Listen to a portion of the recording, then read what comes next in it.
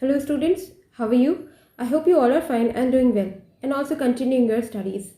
In last video, I have discussed about the ionic nature of amino acids and the peptide bond formation.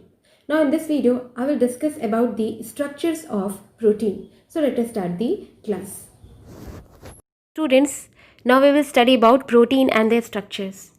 Proteins are exactly the linear chain polymer of amino acids which are linked by peptide bonds. So proteins are also called as polypeptides. And each protein contains different amino acids. So different proteins may have different functions. But generally these proteins are the body builder nutrient for organisms. Organisms की body को build करने के लिए जो important nutrient चाहिए वो है proteins. And you know, collagen is the most abundant protein in animals. Animals में सबसे ज़्यादा मिलने वाला प्रोटीन जो है वो है collagen. And the most abundant protein in biosphere is ribulose, bisphosphate, carboxylase, oxygenase. और in short you can say rubisco. rubisco enzymes जो हैं वो बायोस्फीयर में मिलने वाला सबसे ज़्यादा जो प्रोटीन है वो है. And this rubisco enzyme is found in plants. Now, next is structure of protein. Now, the structure of protein is studied at 4 different levels. The first is primary structure, second is secondary, third is tertiary structure, and fourth is quaternary structure. Now, first of all, primary structure. This primary structure, इसे क्या कहेंगे? Now, linear sequence of amino acid present in a polypeptide. जो polypeptide है, जो protein है, उसमें जो amino acids की लीनियर सीक्वेंस होती है, जो एक लंबी सीधी लीनियर सीक्वेंस होगी अमीनो एसिड्स की, वो उस पॉलीपेप्टाइड की प्राइमरी स्ट्रक्चर है. या फिर वो linear sequence of amino acid जो है उस पॉलीपेप्टाइड का प्राइमरी स्ट्रक्चर बनाता है. And this linear chain is read from left to right. You can see in the diagram एक एग्जाम्पल है, एक प्रोटीन का एग्जाम्पल जिसमें सीरीन, सिस्टीन, टायरोसिन और ग्लूटामिक एसिड, ये अमीनो एसिड्स जो हैं पेप्टाइड बॉन्ड से कनेक्टेड है. तो ये जो लीनियर चेन है, जब भी किसी पॉलीपेप्टाइड की प्राइमरी स्ट्रक्चर को एक लीनियर चेन, अमीनो एसिड की लीनियर चेन जो है उसको रीड करते हैं, तो उसे हम हमेशा लेफ़्ट से राइट की तरफ रीड करते हैं. और जो फर्स्ट अमीनो एसिड है जो कि लेफ़्ट साइड में प्रेजेंट है उसे कहते हैं N terminal amino acid. And the last amino acid जो राइट साइड में सबसे लास्ट अमीनो एसिड होगा, we use to call that amino acid as carboxyl amino acid. ऐसा इसलिए क्योंकि जो फर्स्ट अमीनो एसिड है, जो लेफ्ट साइड में जो पहला अमीनो एसिड है, उस तरफ जो फंक्शनल ग्रुप है फ्री, वो है अमीनो ग्रुप. और जो लास्ट अमीनो एसिड होगा उसका जो फ्री फंक्शनल ग्रुप होगा वो होगा carboxylic group. That's why the first amino acid is known as N-terminal amino acid and the last amino acid present at the right end is called as carboxyl amino acids. Now the secondary structure of protein.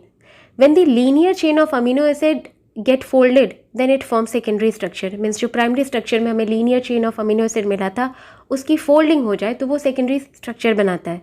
अब ये जो folding है वो दो तरह से होती है. And according to that secondary structure of protein is of 2 types. First is alpha helix and second is beta pleated. Alpha helix, this secondary structure is formed when the linear chain get folded into the helical structure. Helix के form में. अब helical structure means आपने पुराने phone देखे होंगे अगर, तो उसकी जो वायर्स होती हैं वो हेलिक्स के फॉर्म में, हेलिकल फॉर्म में फोल्डेड होती हैं. तो जब linear chain of amino acid जो है वो हेलिकल फॉर्म में अगर फोल्ड हो जाए तो उसे उस सेकेंडरी स्ट्रक्चर को कहते हैं अल्फा हेलिक्स. अब ये जो फोल्डिंग है हेलिकल फॉर्म में वो लेफ्ट हैंडेड भी हो सकती है और राइट हैंडेड भी. You can see in the diagram कि एक में लेफ्ट हैंडेड हेलिक्स है और दूसरा जो है वो राइट हैंडेड हेलिक्स है. तो दोनों तरह से जो है ये हेलिक्स बन सकता है. बट जो जनरली नेचुरली प्रोटीन मिलता है तो उस प्रोटीन में जो स्ट्रक्चर होता है सेकेंडरी स्ट्रक्चर वो राइट हैंडेड हेलिक्स ही होता है. Now the second type of secondary structure is beta plated. Now this type of secondary structure is formed when 2 or more polypeptide chain get lined up. Means वो एक साथ lined up हो जाए. अब या तो वो पैरेलली लाइंड अप होंगे या फिर एंटी पैरेलली। अब पैरेलल और एंटी पैरेलल का मतलब क्या है? जैसे कि ये देखिए, ये दो पॉलीपेप्टाइड्स जो है, ये दो पॉलीपेप्टाइड्स ये एक साथ लाइंड अप है। अब अगर इन दोनों पॉलीपेप्टाइड्स का सी टर्मिनस एक साइड हो और एन टर्मिनस जो है वो दूसरी साइड हो, मीन सी टर्मिनस एक साइड और दोनों का एन टर्मिनस जो है वो एक साइड, तो ये पैरेलल हो गए। ओके, और एंटी पैरेलल बीटा शीट्स या बीटा प्लेटेड शीट्स कौन से होते हैं? जिसमें जो लाइंड अप पॉलीपेप्टाइड्स हैं दो, उसका सी टर्मिनस, एक पॉलीपेप्टाइड का सी टर्मिनस और दूसरे पॉलीपेप्टाइड का एन टर्मिनस एक साथ हो। मीन्स ये देख रहे हैं दूसरी साइड भी एक पॉलीपेप्टाइड का एन टर्मिनस और दूसरे पॉलीपेप्टाइड चेन का सी टर्मिनस एक साथ हो, तो ये जो है इस अरेंजमेंट को कहते हैं एंटी पैरेलल। ओके, तो बीटा प्लेटेड कैसे सेकेंडरी स्ट्रक्चर है? There is secondary structure when this type of secondary structure forms when two or more polypeptide chains get lined up parallel or anti-parallel to each other. Okay, next is tertiary structure. Now this structure refers to the three-dimensional structure of protein. You can see in the diagram, in this polypeptide chain gets folded over itself, अपने ऊपर ही folded हो जाए, and then it forms a hollow woollen ball. वो एक hollow woollen ball जैसा structure बना है। जो वुलन बॉल आपने देखी होगी, अगर वो वुलन बॉल अंदर से हॉलो हो तो वो जो स्ट्रक्चर बनेगा वुलन बॉल का, हॉलो वुलन बॉल, वो इस टर्शरी स्ट्रक्चर जो है, ये टर्शरी स्ट्रक्चर को रिजेंबल करेगा। And you know, tertiary structure is important for the biological activity of proteins. एक प्रोटीन को, ज़्यादातर प्रोटीन्स को बायोलॉजिकली फंक्शनल होने के लिए एटलीस्ट उनकी जो स्ट्रक्चर है वो टर्शरी लेवल पे होनी चाहिए होते हैं। जैसे कि myoglobin. Myoglobin is a protein which is present in the muscles and they use to bind with oxygen. Oxygen को बाइंड करके वो मसल्स को प्रोवाइड कराते हैं। तो ऐसे भी प्रोटीन्स हैं जो सेकेंडरी लेवल ऑफ स्ट्रक्चर पे भी फंक्शनल हैं, बट ज़्यादातर जो भी प्रोटीन्स होते हैं उनको बायोलॉजिकली एक्टिव होने के लिए एटलीस्ट टर्शरी लेवल का स्ट्रक्चर उनके पास होना चाहिए। कुछ ऐसे प्रोटीन्स हैं जो कि सेकेंडरी लेवल पे भी फंक्शनल होते हैं, जैसे for example keratin.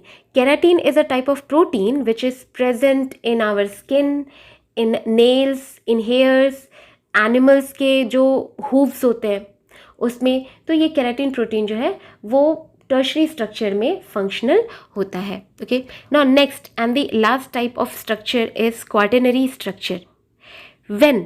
when a protein is composed of two or more folded polypeptides or subunits, means अगर एक प्रोटीन 2, 3, 4 फोल्डेड पॉलीपेप्टाइड्स के ग्रुप का हो, मीन्स जो 3 डायमेंशनल स्ट्रक्चर जो बना फोल्डेड पॉलीपेप्टाइड, वैसे 2, 3, 4 पॉलीपेप्टाइड्स एक साथ प्रेजेंट हो और वो साथ में मिलके प्रोटीन बनाएं, तो उसे हम कहते हैं क्वाटिनरी स्ट्रक्चर। वैसा स्ट्रक्चर प्रोटीन का जो होगा वो होगा quaternary structure. Means when a protein is composed of 2 or more folded polypeptides और सब यूनिट्स, इन्हें हम सब यूनिट्स भी कह सकते हैं, then that structure of protein is called quaternary structure of protein.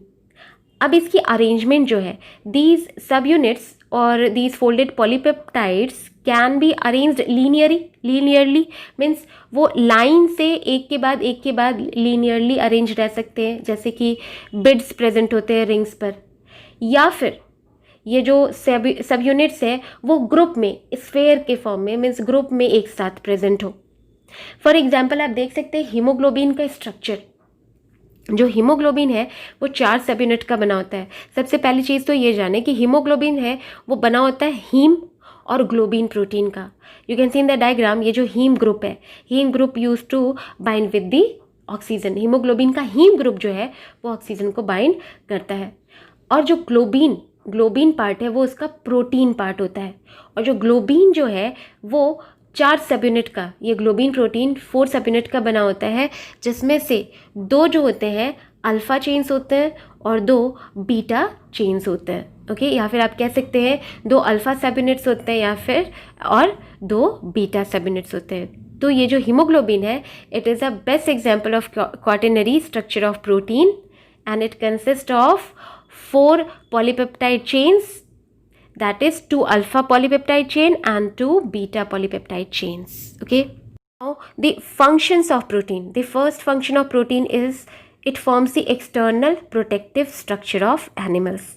For example, जो keratin protein है, it is present in the nails, hairs, scales, feathers, etc. तो ये सारे जो है nails, hairs, scales और feathers ये protective structures होते हैं animals में, और उसमें protein present होता है, वो है keratin. Second function is that these proteins contribute to the defense mechanism of the body. For example, जो antibodies होती हैं हमारी body में, which fights with the infections and microorganisms, तो ये एंटीबॉडीज़ जो होती हैं दे आर दी प्रोटीन्स. तो ये डिफेंस मैकेनिज्म जो होती है हमारी बॉडी में, उसमें भी प्रोटीन्स हेल्प करते हैं. Third function is it acts as a transporter of various substances. For example, hemoglobin. Hemoglobin present in the RBC. Hemoglobin binds with oxygen and carbon dioxide and it transports that oxygen and carbon dioxide. Fourth function is that enzymes present in our body are also proteins, and as you know, enzymes helps to carry out various metabolic processes. हमारी body में बहुत से जो chemical reactions हो रहे हैं वो carry out करने के लिए enzymes की ज़रूरत होती है, और ये enzymes जो है वो proteins ही होते हैं. For example, catalase, alcohol dehydrogenase, pepsin, trypsin, ये सारे प्रोटीन्स जो है, ये सारे जो एंजाइम्स हैं, ये सारे के सारे प्रोटीन्स ही हैं जो कि बहुत सारे फंक्शंस में हेल्प कर रहे हैं हमारी बॉडी के अंदर. Next function is of hormones. Hormones are also proteins, and you know hormones used to control various physiological processes in living organism, जैसे कि इंसुलिन, थायरॉक्सिन, ये हार्मोन्स जो है ये सारे प्रोटीन्स होते हैं, and they are important for many physiological processes in living organisms. And the last function is blood clotting. This blood clotting occurs with the help of different protein factors which helps in the blood clotting, like fibrinogen, thromboplastin. ये सारे proteins होते हैं जो कि blood clotting में help कर रहे होते हैं. So that's all for this video. In next video, I will discuss about another important biomolecule, that is carbohydrates. Till then, stay home, stay safe, use mask, use sanitizer and maintain social distancing. Have a nice day.